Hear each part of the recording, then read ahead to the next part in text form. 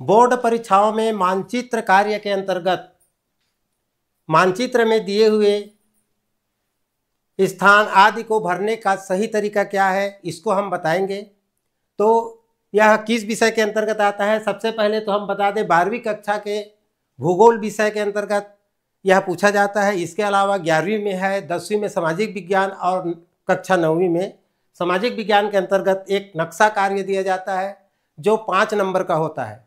आज यहाँ हम नक्शा कैसे भरा जाता है और किस किस प्रकार के प्रश्न पूछे जाते हैं, अति उपयोगी प्रश्नों को भी हम इसके साथ एक के बाद एक 40 से अधिक विषयों को लेकर आए हैं। मानचित्र कार्य के अंतर्गत पूरे नंबर कैसे पाएं, नक्शा भरने का सही तरीका क्या है, इसको आप देख पाएंगे। तो चलिए शुरू करते हैं, हम नक्शा कैसे भरेंगे। इससे पहले आप हमारे चैनल में नए हैं तो हमारे चैनल को सब्सक्राइब कर लीजिए। हमारा चैनल है myschoolblog.in, हमारा वेबसाइट भी है जहां आपको इससे संबंधित कुछ सामग्री भी प्राप्त हो जाएगा। तो चलिए मैं अपना परिचय दे देता हूं।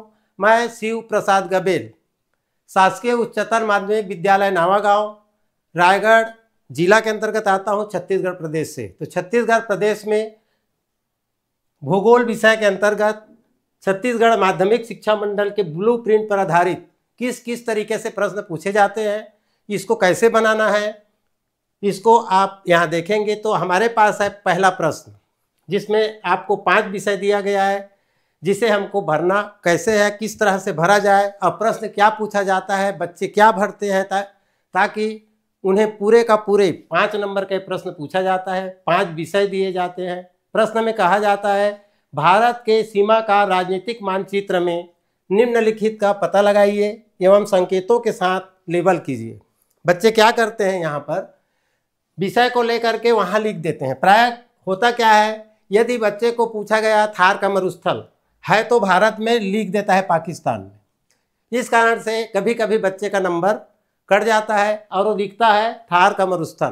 तो यहाँ हम उस विधि को सिखाएंगे जिसमें बच्चा सही जगह भरे और सही तरीके से भरे, ताकि उसका एक भी नंबर ना कटे। प्रश्न में स्पष्ट कहा गया है संकेतों के साथ लेबल कीजिए, तो हम संकेत के साथ लेबल करेंगे।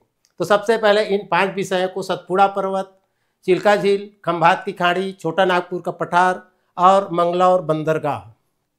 चलिए इसको भरना शुरू करते हैं और हम संकेत के साथ लेबल करेंगे। तो सबसे पहले आप उस विषय को पढ़ लीजिए कि क्या क्या आपको भरना है। प्रायः प्रश्न में दिया जाता है, कोई एक क्षेत्र होता है, कोई किसी का लंबाई होता है, कोई स्थान होता है। देखिए सतपुड़ा पर्वत है मतलब लंबाई होगा, चिल्का झील एक स्थान है मतलब एक बिंदु होगा, खंभात की खाड़ी कोई स्थान है उसको हमको बताना है, और खाड़ी छोटा भी हो सकता है बड़ा भी हो सकता है। इसके बाद छोटा नागपुर का पठार एक क्षेत्र है, एक बिंदु पर नहीं आ सकता। इसी प्रकार एक बंदरगाह एक स्थान है। तो हम इसको संकेत के साथ लेबल करने के लिए कौन सी तरीका अपनाएं? तो सबसे पहले आप दिए गए नक्शे पर, आपको बोर्ड द्वारा नक्शा दिया जाता है, उस नक्शे पर आप पहले संकेत बना लीजिए और 5 आप डिब्बे बना लीजिए। उसके साथ पहले आपको जो नक्शा मिलेगा इस तरह से, उसमें आप अपने पेन पेंसिल की सहायता से ऐसे 5 स्थान बना लीजिए, जिसे हम संकेत कहते हैं। लेबल करना है, जैसे हमारे पास है सतपुड़ा पर्वत। ऐसे बहुत विषय आपको बताएंगे, एक एक करके आएंगे। वीडियो को अंत तक जरूर देखिएगा। इसके साथ ही केवल भारत का नहीं, विश्व का, छत्तीसगढ़ का भी मानचित्र भरने को आता है। सभी विषय पर आपको वीडियो उपलब्ध कराया जाएगा। अच्छे नंबर के साथ आप पास हो, यही शुभकामना भी है हमारी। और इस वीडियो को अच्छा लगे तो अधिक से अधिक ग्रुपों में जरूर शेयर कीजिएगा। तो चलिए शुरू करते हैं। सतपुड़ा पर्वत, हम जो पहला दिया गया है सतपुड़ा पर्वत, उसको उस नक्शे पर लिखना नहीं है हमको, क्योंकि संकेत के साथ हमें इसे लेबल करना है। संकेत के साथ लेबल करना है तो नक्शे में लिखने की हमें आवश्यकता नहीं है। नक्शा में संकेत बनाना है। पर्वत है, किसी लंबाई पर होगा। सतपुड़ा पर्वत कहाँ पर है? हमारे भारत के इस स्थान पर है सतपुड़ा पर्वत। ध्यान दीजिए, मैं यहाँ लाल कलर से ताकि अच्छा दिखे उपयोग कर रहा हूँ। आपको पेन और पेंसिल का उपयोग करना है, ज़्यादातर पेंसिल का उपयोग करना चाहिए नक्शा भरते समय, ताकि गलत हो जाए। गलत हो जाने पर आप क्या करेंगे, मिटा सकते हैं। इसलिए आप किसका उपयोग करेंगे? पेंसिल का। अब हमने यहाँ पर एक पर्वत है तो और कुछ कर सकते हैं, ऐसे निशान लगा सकते हैं। ये सतपुड़ा पर्वत के इस जगह पर बनाते हैं हम, और उसके लिए यहाँ संकेत देंगे। हमने सतपुड़ा पर्वत को कैसे भरा है, इस तरह से, और ऐसे भरा है तो यहीं पर आप लिखेंगे इसी को, सतपुड़ा पर्वत यहाँ पर लिखेंगे।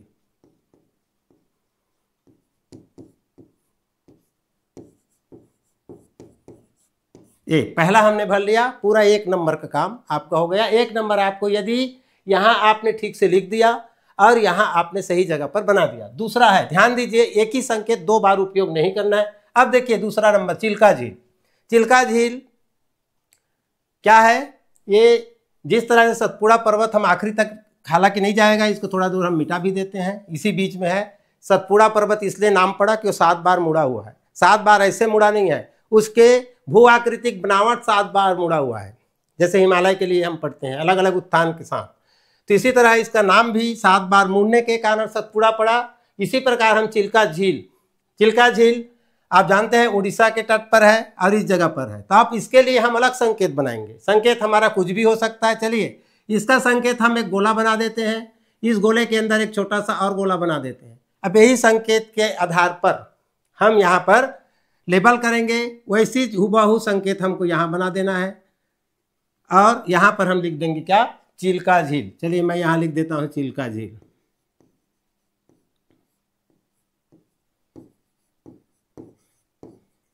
पाँच मिनट का काम नहीं, यदि आप सही जगह को जानते हैं ना तो 5 मिनट से ज़्यादा लगने वाला नहीं है, 5 नंबर आपके खाते में आ जाएगा।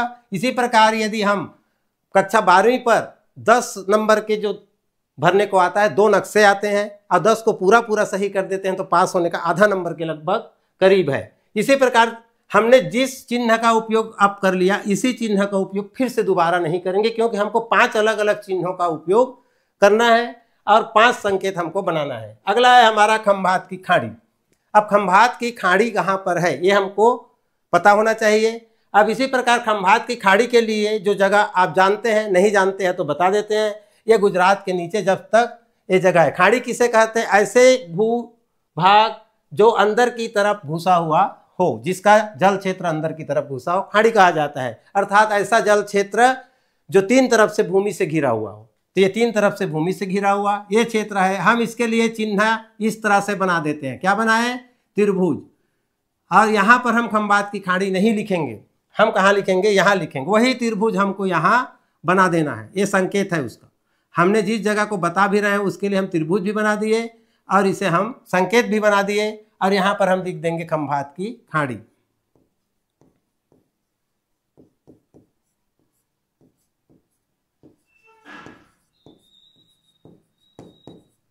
ये हो गया आपका 3 नंबर का काम कंप्लीट। इसी प्रकार हम चलेंगे आगे। आगे चलेंगे तो हमारे पास अगला है छोटा नागपुर का पठार। छोटा नागपुर के पठार को अब भरना हमारा काम है। क्योंकि हमें पता है छोटा नागपुर का पठार कोई एक जगह नहीं है छोटा सा जिसको हम एक बिंदी लगा दें, एक गोला लगा दें, एक त्रिभुज या चतुर्भुज लगा दें और भर दें, क्योंकि एक क्षेत्र है। छोटा नागपुर का पठार आता है हमारे झारखंड के आसपास या संपूर्ण झारखंड और उसके आसपास का एरिया, अर्थात झारखंड, छत्तीसगढ़, आपका उड़ीसा को लेते हुए छोटा नागपुर का पठार इस तरह से हिस्से को घेरता है, इस तरह से हिस्से को घेर के बनता है। ऐसे हम एक क्षेत्र को घेर देंगे क्योंकि एक क्षेत्र है। छोटा नागपुर का पठार क्या है, एक क्षेत्र है। ऐसे क्षेत्र को हम घेर देंगे और उसके अंदर कोई भी एक निशान बना देंगे। जैसे मैं यहाँ पर बना रहा हूँ प्लस प्लस, चाहे आप माइनस माइनस कर सकते हैं, डिब्बे डिब्बे कर सकते हैं, ऋण ऋण, जो भी आपको समझ में आए। अब हमने उस क्षेत्र के अंदर क्या लगाया है, प्लस प्लस का निशान लगाया। ऐसी 4-5 प्लस प्लस का निशान लगा दो और लिख दो छोटा नागपुर का पठार। हम यहाँ लिख देंगे छोटा नागपुर का पठार। ये हो गया छोटा नागपुर का पठार। अब बचा है एक, इसे कहते हैं एक बंदरगाह। बंदरगाह मतलब जहां पानी जहाज रुकता है, मंगलौर। अब मंगलौर बंदरगाह कहाँ पर है ये भी हमारे पहचान में आना चाहिए। हमने यहाँ पर 4 चीज भर चुके, चारों को हम संकेत के साथ लेबल भी कर लिए, प्रश्न जैसा बोला है वैसी कर रहे हैं। इस तरह से आप पूरी तरह से कार्य करते हैं तो आपको सारे नंबर मिलेंगे, कोई कटने वाला नहीं है। और बच्चे वहीं पर लिख देते हैं, कहीं पर लिख देते हैं छोटा नागपुर का पठार उत्तर प्रदेश में लिख देंगे, तो ऐसा नहीं है। आप सही जगह पर सही चिन्ह बनाइए और सही संकेत का मिलान कर दीजिए। अगला है मंगलौर बंदरगाह। आपने दो मंगलौर शायद सुना हो ना, लेकिन बंगलौर जरूर सुना होगा, है ना, बंगलुरु जिसे बोला जाता है। तो मंगलौर और बंगलौर दोनों अलग अलग है, इसको मैं आपको पहले बता दूं। तो मंगलौर समुद्र के तट में है, बंदरगाह समुद्र के तट में होता है, और बंगलौर समुद्र के तट में नहीं है। ये जो है आपको हम बता देते हैं, ये आता है आपका कर्नाटक के अंतर्गत। कहाँ आता है? कर्नाटका। दोनों कर्नाटका के हैं, दोनों मतलब बंदरगाह आपका जहाँ कर्नाटक की सीमा केरल से है उसके आसपास का जगह, यहाँ पर हमने ये चिन्ह लगा दिया, इसमें एक चौकोन डिब्बे बना दिया। इस जगह पर क्या है आपका? मंगलौर बंदरगाह है, लेकिन बंगलौर सिटी इस जगह पर है, इधर है ना, यहाँ पर। तो इसको तो हमको बनाना नहीं है, जिसको नहीं पूछा है छोड़िए, मैं समझा भर दे रहा हूँ। यहाँ पर आपको हमने ये चिन्ह लगाया, क्या? एक चौकोन का डिब्बा बनाया, जिसे हमने क्या बताया है? मंगलौर बंदरगाह। इस तरह से हम यहाँ पर एक डिब्बा बना देंगे, यहाँ पर लिख देंगे मंगलौर बंदरगाह। ये आपको 5 मिनट से ज़्यादा का समय नहीं लगा, ये हो गया। इसी प्रकार आप यदि ये विषय नहीं पूछता है तो सबके लिए देखिए, एक क्षेत्र है, एक लंबाई पर है, कोई नदी होगा तो नदी भी लंबाई पर होगा, है ना, कोई क्षेत्र होगा तो क्षेत्र पर होगा, कोई स्थान है तो हम तीर का, गोले का, चौकोन, कई प्रकार के निशान, 4 प्रकार के निशान सोच लीजिए, 5 प्रकार के निशान सोच लीजिए, उससे ज़्यादा हमको भरने की जरूरत नहीं। जरूरी नहीं है कि झील है तो गोला ही भरना है ना। इसी प्रकार बम्बई कह देता तो बम्बई के लिए गोला भरते, यदि चिल्का झील नहीं रहा था तो इस तरह से आप संकेतों का सही मिलान करके उस प्रश्न को लिख दीजिए, बना दीजिए उस नक्शे पर। आपको 5 में से 5 नंबर पूरे मिलेंगे। चलिए, दूसरी प्रकार के प्रश्न कैसे पूछा जाता है अगले प्रश्न में बताने वाले हैं कि यदि ऐसे भरने के लिए, संकेतों के साथ मिलान करने के लिए कहा जाए तो आप ऐसे भरेंगे, आपका 1 नंबर नहीं कटेंगे। लेकिन आपको दूसरे तरह से प्रश्न पूछा जाता है। किस तरह से? ऐसा प्रश्न देखिए, ये प्रश्न देखिए, हालांकि मैं यहाँ पर कुछ कलर्ड कर दिया हूँ आपको अच्छा दिखाई दे, लेकिन आप वहाँ कलर नहीं करेंगे, एक कलर पेंसिल से, सिंगल पेंसिल कलर से आपको बनाना है। प्रश्न कुछ और कहा गया है, पहले से नक्शा भरा हुआ आया है, नक्शा भरे हुए हैं, तो हमको अब करना क्या है? मैंने बहुत से बच्चों को देखा है, जैसा प्रश्न में लिखा रहता है वैसी ABCD लिख देते हैं, 1 भी नंबर नहीं मिलता है बच्चों को, है ना, क्योंकि वो समझते हैं कि यही उत्तर है, यही उत्तर है, मतलब इसी को हम भर दें, है ना। तो इसको मैं समझाता हूँ।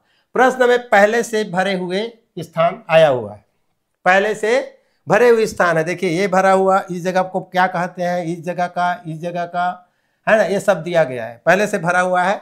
और प्रश्न उसके बाद भी दिया है, बच्चा समझता है भरा हुआ मिल गया है, कुछ करना नहीं है, खाली लिख देते हैं, तो ऐसा नहीं है। इसको करना क्या होता है? देखिए, ये विश्व के मानचित्र पे खास करके आता है, ध्यान दीजिए। ये आप ब्लूप्रिंट पर आधारित अन्य प्रश्नों के लिए भी हम वीडियो लेकर आएंगे, तो ज़्यादा से ज़्यादा शेयर कीजिए। महत्वपूर्ण प्रश्न परीक्षा से पहले आपको पढ़ा दिया जाएगा, बता दिया जाएगा। इसके जो बच्चे अधिक से अधिक नंबर लाना चाहते हैं, 100% तक जाना चाहते हैं, उनके लिए बहुत ही अच्छा प्लेटफॉर्म है।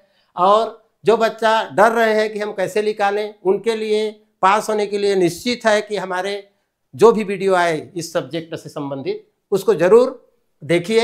इसलिए नोटिफिकेशन प्राप्त करने के लिए सब्सक्राइब करके नोटिफिकेशन ऑल कर लीजिए, लोगों तक शेयर कीजिए ताकि अधिक बच्चों तक ये पहुँचे। गुरुजनों से भी निवेदन है कि आप हमारे वीडियो को अधिक से अधिक बच्चों तक पहुँचाएँ। तो चलिए, यहाँ पर भारत के सीमा का राजनीतिक मानचित्र में दर्शाए गए निम्नलिखित बिंदुओं को पहचानिए।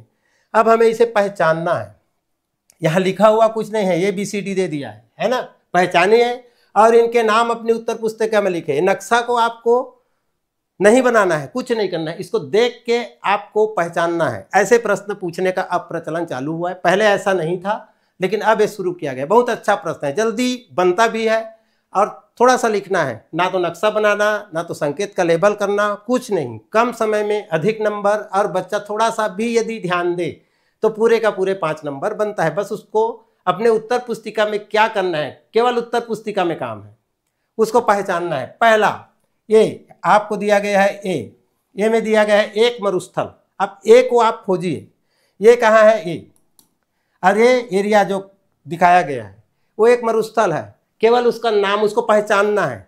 तो हम अपने उत्तर पुस्तिका, मैं यहाँ लिख दे रहा हूँ, आप उत्तर पुस्तिका में पहला लाइन ए लिखेंगे, उत्तर क्रमांक जो भी हो 21 या 22, डेज दे करके आप लिखेंगे इस मरुस्थल का नाम है थार का मरुस्थल।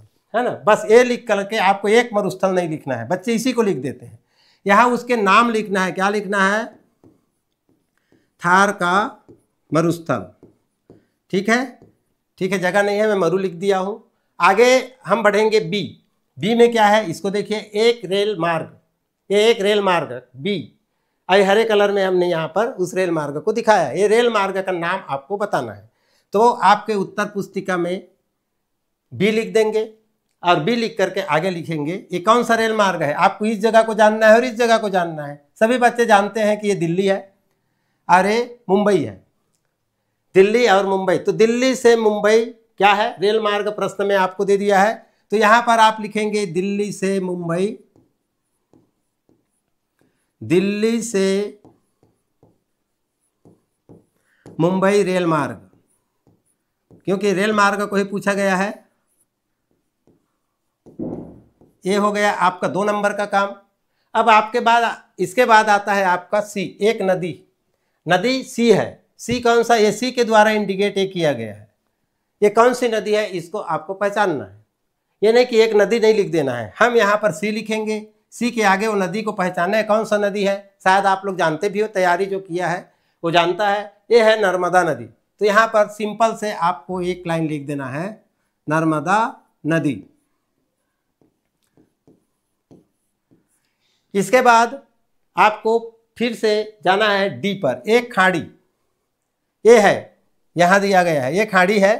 खाड़ी 3 तरह से, तो आप पूछेंगे कि सर ये तो 3 तरह से घिरा नहीं है, ऐसा जगह कौन सा खाड़ी हो गया। ये 3 तरह से ही घिरा है। यहाँ पर भारत का नक्शा इसलिए श्रीलंका नहीं है, श्रीलंका हो जाने पर 3 तरह से घिर जाता है। तो इस तरह से इस जगह को कौन सा नाम दिया जाता है, डी में, है ना। डी में हमको भरना है। डी में एक खाड़ी है, इसे हम क्या कहते हैं, इसका नाम क्या है, मन्नार की खाड़ी।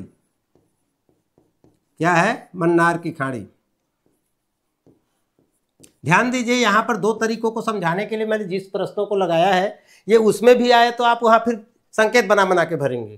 खाली नक्शा भरने को आए और बोला जाए एक मरुस्थल, तो ऐसी चिन्ह लगाएंगे और उसके कुछ भी डाट लगाएंगे और संकेत से लेबल करेंगे, है ना। इसी प्रकार आपको एक रेल मार्ग, तो रेल मार्ग को आप बिल्कुल वहाँ से वहाँ भरेंगे। जैसे प्रश्न में दिल्ली से मुंबई रेल मार्ग भरो, तो ऐसे ही आप भर देंगे।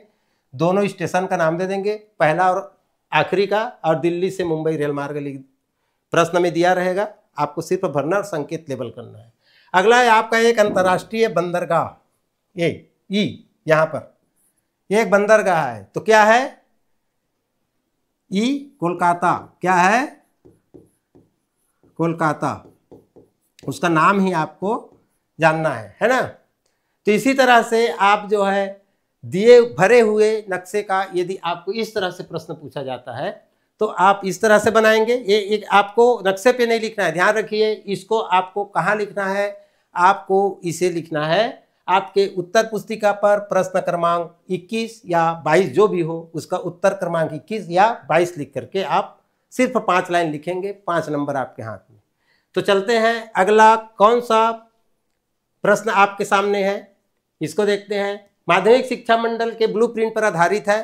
चैनल को सब्सक्राइब कीजिए। आप यदि छत्तीसगढ़ में कक्षा 9वीं 10वीं 11वीं या 12वीं पढ़ते हैं, हालांकि ये केवल 12वीं के लिए नहीं है, यह जो है कक्षा 9वीं में भी सामाजिक विज्ञान में, 10वीं में सामाजिक विज्ञान में, 11वीं में भूगोल में और 12वीं में भूगोल में पूछे जाते हैं। 11वीं 12वीं में 10-10 नंबर के प्रश्न आते हैं और 9वीं 10वीं में 5-5 नंबर के। आसानी से नंबर प्राप्त करना, सिर्फ जगहों को पहचानना है। यहाँ हम उस चीज़ों को भी बता रहे हैं। पहला है आपका अरावली पर्वत, इसको देखना है। डल झील, ताप्ती नदी, चाय उत्पादक क्षेत्र, विशाखापट्टनम बंदरगाह, ये कहाँ कहाँ पर है, क्या क्या संकेत बनाए, आप तुरंत कल्पना कर लीजिए। अरावली पर्वत एक लंबाई है, डल झील एक स्थान है, ताप्ती नदी एक क्या है, लंबाई में भराएगा, चाय उत्पादक क्षेत्र एक क्षेत्र है। अब जनरली ये पूछता है कोई लंबाई में रहेगा, कोई क्षेत्र रहेगा, कोई बिंदु रहेगा। विशाखापट्टनम कोई स्थान है, बंदरगाह है मतलब। तो चलिए हम संकेत के साथ लेबल करेंगे। ए के लिए क्या है उसको देखते हैं। ये हमको भरना है क्या, अरावली पर्वत। अरावली पर्वत कहाँ पर होता है, ये अरावली पर्वत दिल्ली की जगह यदि आप जानते हैं तो दिल्ली लगभग इस जगह पर है। अब दिल्ली आएगा तो क्लियर और बता दूंगा मैं। और वहाँ से लेकर के राजस्थान के बीचों बीच की कच्छ की खाड़ी तरफ इस तरह से लंबाई में है। तो इस जगह आप ऐसे निशान लगा दीजिए, यहाँ भी वैसे निशान लगा दीजिए। और लिख दीजिए अरावली पर्वत। यहाँ पे अरावली पर्वत लिख देंगे, सिर्फ संकेत को आप सही सही लगाएंगे। मैं अब लिख नहीं रहा हूँ, आप स्वयं समझदार हैं, 12वीं कक्षा के बच्चे हैं। दूसरा है डल झील। डल झील आता है कश्मीर में, और उस जगह को हमको जाना है जहाँ पर ये है। उसके लिए हम एक निशान बनाएंगे। हमारा डल झील इस स्थान पे आता है। यहाँ पर एक क्या बनाएंगे, एक डिब्बा बनाएंगे खाली। चलिए, एक संकेत हो गया। उस डिब्बा का संकेत यहाँ पर दे देंगे, और यहाँ पर जो बी में लिखा है उसको लिख देंगे डल झील, है ना। ये क्या है, आपको ऐसे नहीं करना है, आप डल झील पूरा लिखेंगे ना, डल झील। मैं आपको समझाने के लिए ऐसे कर रहा हूँ, है ना। वहाँ पर अरावली पर्वत,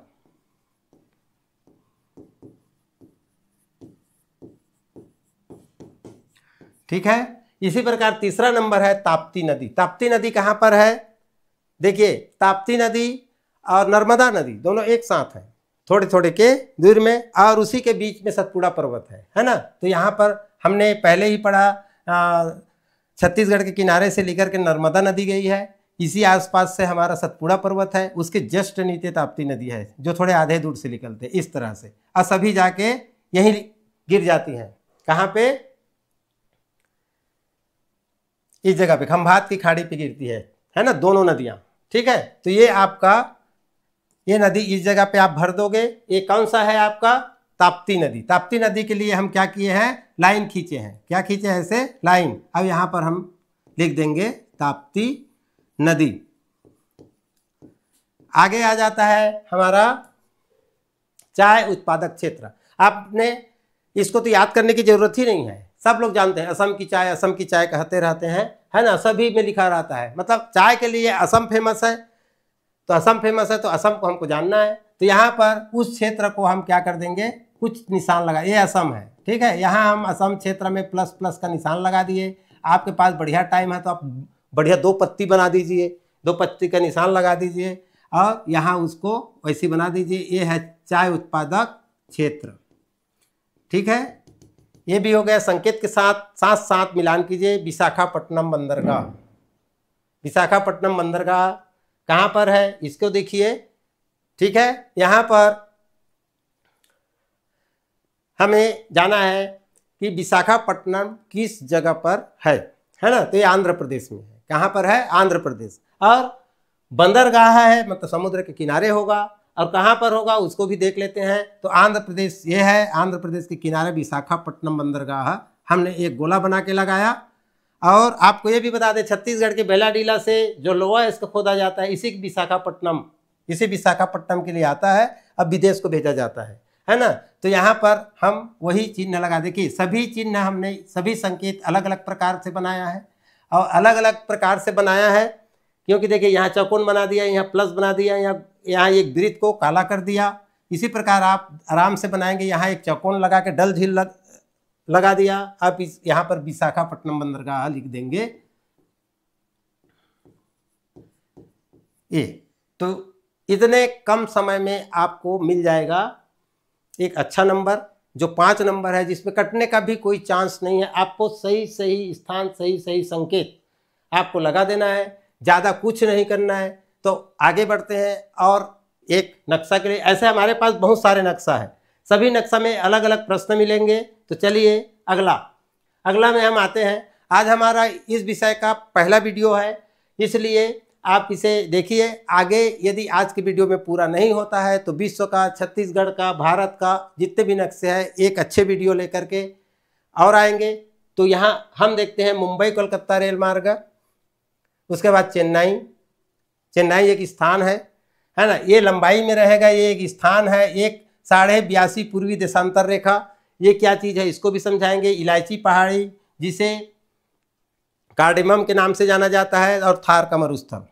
अब थार का मरुस्थल तो आप जान ही चुके हो कहाँ पर है, फिर भी चलिए संकेत के साथ मिलान कैसे करेंगे। संकेत हमारे पास से आ गया, इसको आपके पास आएगा नहीं, आपको बनाना है। बनाने के लिए टाइम ना लगे करके मैं पहले ही इसको रेडी कर दिया हूँ। मुंबई कोलकाता रेल मार्ग, हमको पता है मुंबई से कलकत्ता हमको पता है कि इस जगह पर है। ध्यान दीजिए, यहाँ हमने एक गोला बनाया कलकत्ता के पास, और मुंबई आपको पता हो तो उस जगह पे गोला बना दीजिए। मुंबई इस जगह पे है, मुंबई से अब कलकत्ता के लिए रेल मार्ग कहाँ से कैसे जाता है उसको देखिए। ये पूरे महाराष्ट्र में इस तरह से चलता है, उसके बाद छत्तीसगढ़, छत्तीसगढ़ के बाद उड़ीसा प्रवेश करके झारखंड होते हुए यहाँ आ जाता है। सबको रेल मार्ग को ऐसे आप लाइन बना सकते हैं, ऐसे लाइन खींच सकते हैं ताकि ये रेल मार्ग जैसे दिखे। इसी प्रकार आप यहाँ संकेत बना दीजिए और पहले में जो लिखा है मुंबई कोलकाता रेल मार्ग है ना, यहाँ आप लिख दीजिए मुंबई कोलकाता रेल मार्ग, ये हो गया। दूसरा आपका आता है चेन्नई। चेन्नई कहाँ पर है? दक्षिण भारत में है ना। ये देखिए इस जगह पर चेन्नई आता है, यहाँ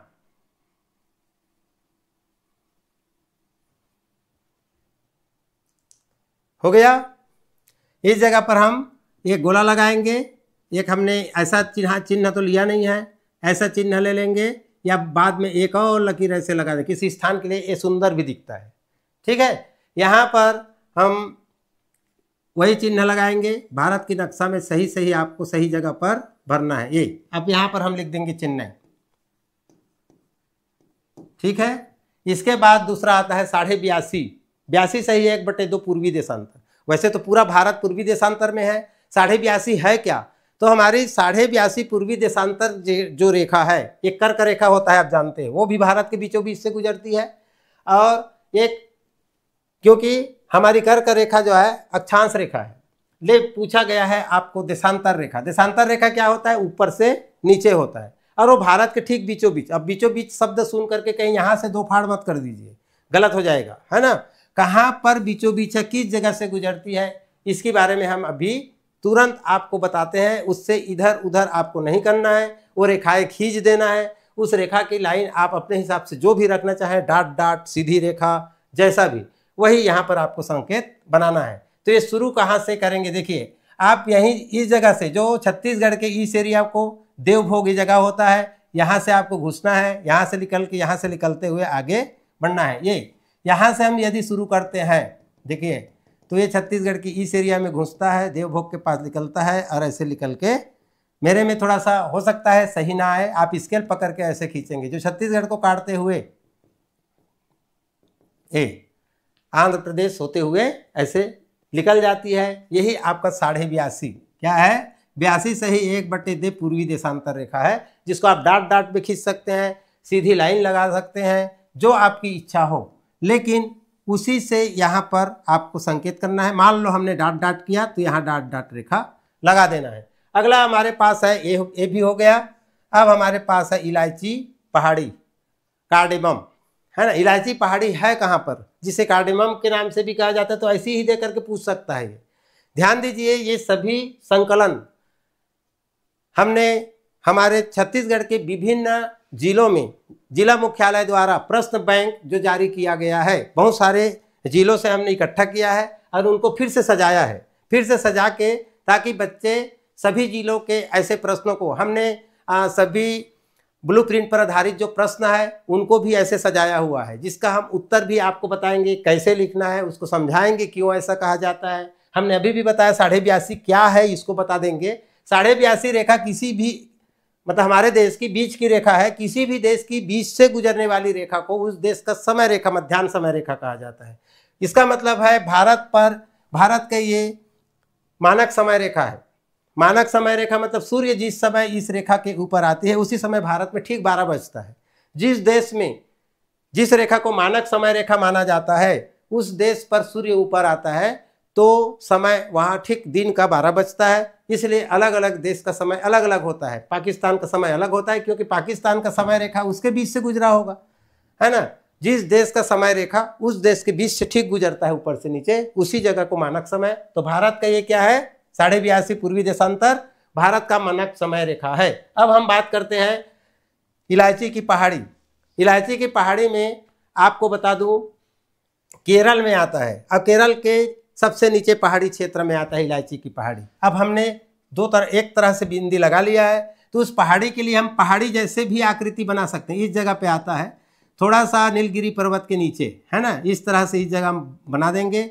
ये इलायची की पहाड़ी है। उसी तरह हम यहाँ भी बना देंगे जैसे वहाँ पर बनाए हैं, और यहाँ पर हम लिख देंगे इलायची की पहाड़ी। ठीक है, तो ये भी हो गया।